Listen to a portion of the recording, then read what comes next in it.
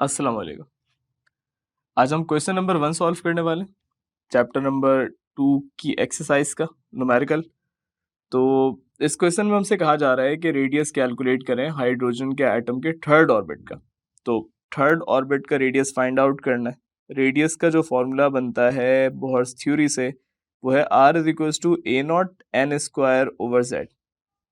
यहाँ A naught constant है, N radius जिस शेल का निकालना है उसकी वैल्यू है, जेड एटॉमिक नंबर है। तो हम यहाँ लिखेंगे जो डेटा है हमारे पास, जो गिवन इन्फॉर्मेशन है उसको हम लिखते जाते हैं बारी बारी।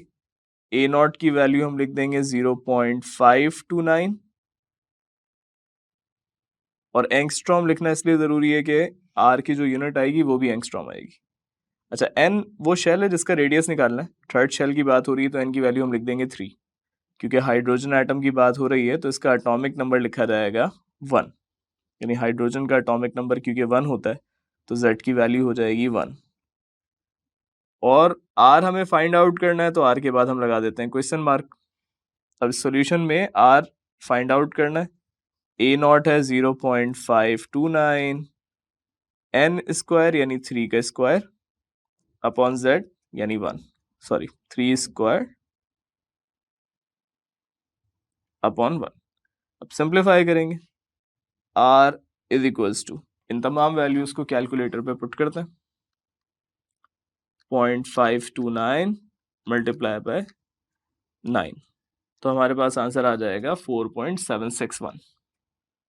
4.761 एंगस्ट्रॉम। ये है रेडियस ऑफ हाइड्रोजन एटम, यानी radius of third orbit of hydrogen atom.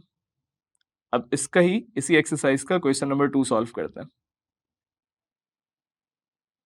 Question number 2 में हमसे कहा जा रहा है कि एक इलेक्ट्रॉन है जो कि फॉल कर रहा है सेकंड ऑर्बिट में, और जब इलेक्ट्रॉन फॉल कर रहा है तो वो एक सर्टेन एनर्जी रिलीज कर रहा है। उस अमाउंट ऑफ एनर्जी का वेव नंबर है 23 एक्सपोनेंट 5 मीटर, और हमसे कहा जा रहा है कि बताएं कि इलेक्ट्रॉन कहाँ से फॉल कर रहा है। यानी हमें इनिशियल एनर्जी लेवल बताना है जहाँ से इलेक्ट्रॉन फॉल करके लोअर एनर्जी लेवल में आ रहा है। तो अब हम जो वेव नंबर का फॉर्मूला है वो लिखते हैं पहले, कि भाई जो न्यू बार है वेव नंबर वो बराबर होता है RH 1/n1 square minus 1/n2 square. अब आपको याद होगा लास्ट न्यूमेरिकल में हमने बात की थी कि हमेशा n1 स्मॉलर होगा और n2 n1 के कंपैरिजन में ग्रेटर होगा। तो n1 यानी जहां इलेक्ट्रॉन फॉल होने के बाद आ रहा है, ऑब्वियसली जब फॉल होकर सेकंड पे गिर रहा है तो वो थर्ड फोर्थ या फिफ्थ से ही नीचे आ रहा होगा, तो वो जो n2 होगा वो ग्रेटर ही होगा। और n1 क्या हम कंसिडर कर लेंगे, n1 हम कंसिडर कर लेंगे क्वेश्चन में गिवन वैल्यू जो है यानी 2। ठीक है, तो n1 की वैल्यू हम लिख देंगे 2, और n2 के आगे हम लगा देंगे क्वेश्चन मार्क, यानी n1 हमारा हो जाएगा 2 और n2 यानी जहां से इलेक्ट्रॉन फॉल कर रहा है वहां हम लगा देंगे क्वेश्चन मार्क। इसके अलावा भी कुछ इंफॉर्मेशन है क्वेश्चन में, तो डेटा में हम और भी चीजें लिख देंगे। डेटा में हम लिखेंगे कि जो वेव नंबर है वो है 23 एक्सपोनेंट 5 मीटर इनवर्स, और रेडबर्ग कांस्टेंट जिसकी कांस्टेंट वैल्यू है 1.09678 एक्सपोनेंट 7 मीटर इनवर्स। अब क्योंकि हमें n2 निकालना है तो इस फॉर्मूले में सब कुछ हमारे पास यहाँ जो भी गिवन है वो हम सब्सटीट्यूट अगर कर दें तो n2 के अलावा सब नोन है हमारे लिए, तो सारी वैल्यूज को हम बारी बारी सब्सटीट्यूट करते हैं। तो सबसे पहले न्यू बार यानी वेव नंबर जो हमारे पास गिवन है 23 एक्सपोनेंट 5, ये हम लिख देते हैं। फिर RH यानी 1.09678 एक्सपोनेंट 7, 1/n1 स्क्वायर की जगह मैं लिख देता हूँ 1/2 स्क्वायर माइनस 1/n2 स्क्वायर को मैं एज इट इज रहने देता हूँ क्योंकि n2 मुझे फाइंड आउट करना है। अब सिंप्लीफाई करने के लिए यहाँ लिखे हुए इस नंबर को अगर मैं यहाँ डिवाइड में ले जाऊँ तो ये बन जाएगा 23 एक्सपोनेंट 5 डिवाइडेड बाय 1.09678 एक्सपोनेंट 7, और इक्वल्स टू के इधर बचेगा 1/4 माइनस 1/n2 स्क्वायर।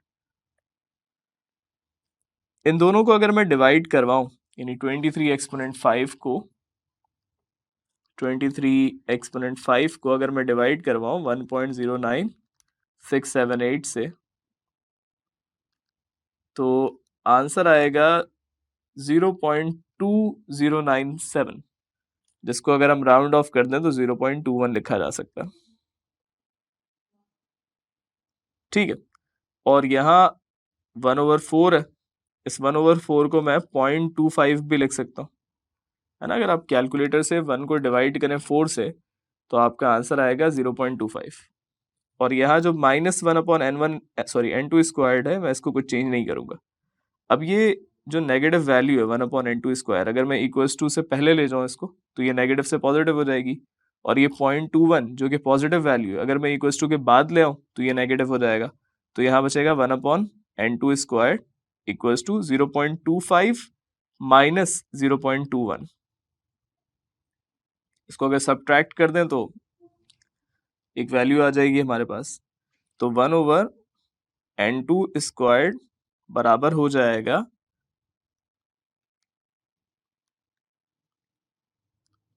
0.04 के। अब हमें क्या चाहिए, हमें तो n2 चाहिए। स्क्वायर को ख़त्म करने के लिए हम रूट लेंगे। तो अब अगर हम रूट लेते हैं बोथ साइड्स पे, तो बल्कि पहले रेसिप्रोकल ले लेते हैं। तो जब अगर रेसिप्रोकल लेंगे हम, तो ये हमारे पास n2 स्क्वायर आ जाएगा और ये आ जाएगा 1/0.04। उसके बाद फिर हम रूट ले लेंगे।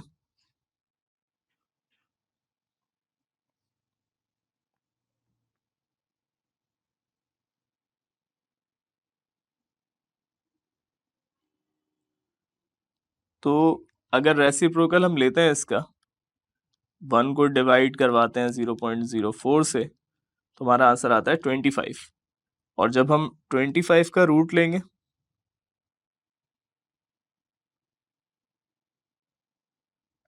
तो हमारे पास n2 आ जाएगा 5।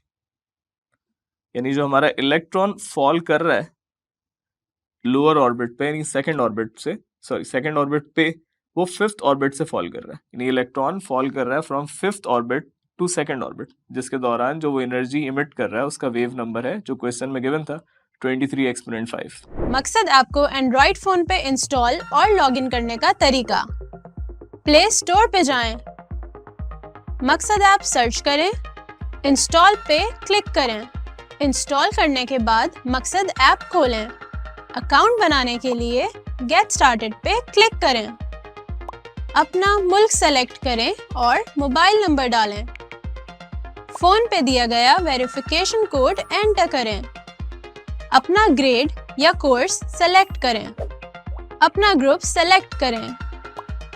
अपना बोर्ड सेलेक्ट करें। आपका लॉगिन कंप्लीट हो चुका है।